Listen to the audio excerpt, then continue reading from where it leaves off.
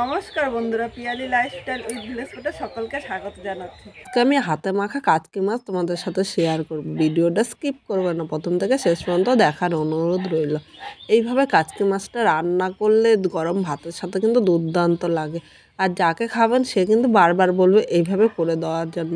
তাহলে আমি কিভাবে রান্না করলাম চলুন দেখে নেওয়া যাক। এখানে কাচকি মাছটা আমি ভালো করে ধুয়ে নিয়েছি, আর এই মাছ কাটার কিন্তু খুব ঝামেলা নেই। পেটটা শুধু আমি একটু কেটে নিয়েছি। পেটটা কেটে ভালো করে পরিষ্কার জল দিয়ে 7-8 বার ধুয়ে নেবেন। কাচকি মাছটা আমি আজকে হাতে মেখে রান্না করব। এখানে দেখো মাঝারি সাইজের একটা পেঁয়াজ কুচি দিয়ে দিলাম। এভাবে করলে মাছটা কিন্তু দুর্দান্ত লাগে খেতে।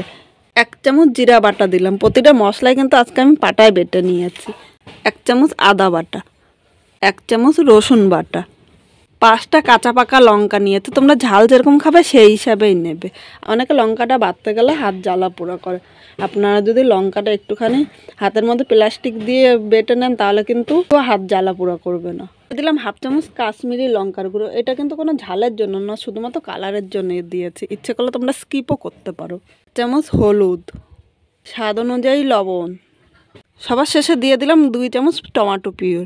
আর টমেটো পিউর যদি না থাকে তাহলে স্লাইস করা টমেটোও দিয়ে দিতে পারেন। কিন্তু এখানে আমি 2 চামচ সর্ষের তেল দিয়ে দিলাম। এই রান্নাটি অবশ্যই সর্ষের তেল দিয়ে করবেন, খেতে কিন্তু দুর্দান্ত হয়। সব কিছু মশলা একসাথে আমি এভাবে মেখে নেবো। বন্ধুরা, হাতে মাখা কেচকি মাছটা কিন্তু খেতে দুর্দান্ত লাগে। এইভাবে রান্না করতে পারে, গরম ভাতের সাথে কিন্তু আর কিছু লাগবে না।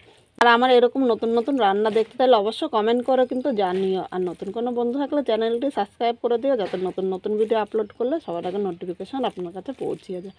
এখানে মাছটা সব কিছু ভালো করে মেখে নিয়েছি। এবার মাছটা আমি 5 মিনিট এক সাইডে রেখে দেবো।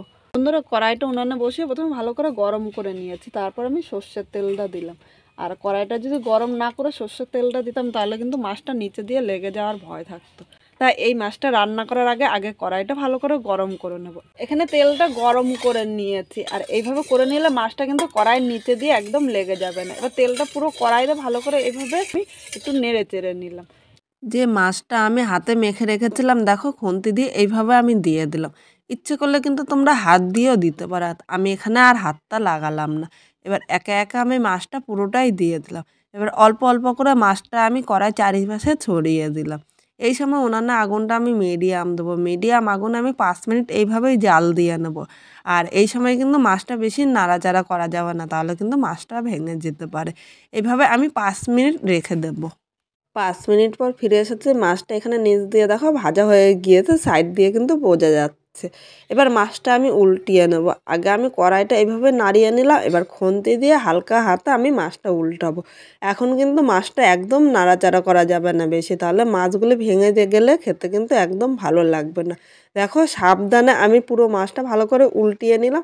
এবার এই পিঠটা আমি 5 মিনিট ভেজে নেব। আর এইভাবে ভেজে নিলে মশলার কাঁচা গন্ধটা কিন্তু আর থাকবে না, আর একই সঙ্গে মাছটাও কিন্তু ভাজা হয়ে যাবে। এইভাবে রান্না করলে এই মাছটা কিন্তু খেতে দুর্দান্ত লাগে। এখানে বলতে বলতে মাছটা দেখো 5 মিনিট ভেজে নিয়েছি, আর মাছটা খুব সুন্দর ভাজা হয়েছে। মাছের থেকে সুন্দর একটা গন্ধ বেরিয়েছে। মাছের গায়ের থেকে দেখো তেলও ছেড়ে দিয়েছে, উপর দিয়ে তেলটা কিন্তু ভেসে উঠেছে। এবার এর মধ্যে আমি গরম জল দিলাম। যে কোনো মাছের ঝোল বা তরকারি রান্না করার সময় এইভাবে গরম জল দিও। ঠান্ডা জল দিলে কিন্তু একদম খেতে ভালো লাগবে না। আর গরম জল দেওয়াতে মাছের ঝোলটা তাড়াতাড়ি ফুটে যাবে, খেতেও কিন্তু খুব ভালো লাগবে। এখানে দেখো জলটা দিয়ে দিয়েছি। এবার জলটা নেড়ে চেড়ে মাছের সাথে মিশিয়ে নিলাম।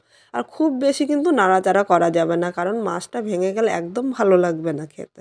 এবার মাছটা আমি 5 মিনিট ফুটিয়ে নেব। আর আজকে আমি যেভাবে মাছ রান্না করলাম তোমরা যদি সেভাবে রান্না করো অবশ্যই কমেন্ট করে জানিও কিন্তু খেতে কীরকম হয়েছে। নতুন কোনো বন্ধু থাকলে চ্যানেলটি সাবস্ক্রাইব করে দিও। নতুন নতুন ভিডিও আপলোড করলে সবার আগে নোটিফিকেশান আপনার কাছে পৌঁছিয়ে যাবে। এভাবে মাছটা আমি 4 মিনিট ফুটিয়ে নেব। বন্ধুরা, এর মাঝে আমি 2টো কাঁচা লঙ্কা দিয়ে দিলাম। শেষে একটু কাঁচা লঙ্কা দিলে আমার কাছে কাঁচা লঙ্কার গন্ধটা খুব ভালো লাগে। তোমরা ইচ্ছা করলে স্কিপও করতে পারো।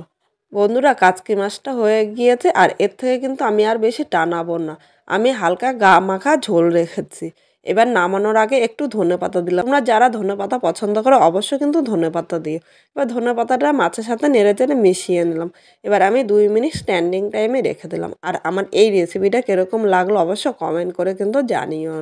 এবার 2 মিনিট পর আমি একটা পাত্রের মধ্যে নামিয়ে নিলাম। এবার গরম গরম ভাতের সাথে এটা কিন্তু দুর্দান্ত লাগে খেতে।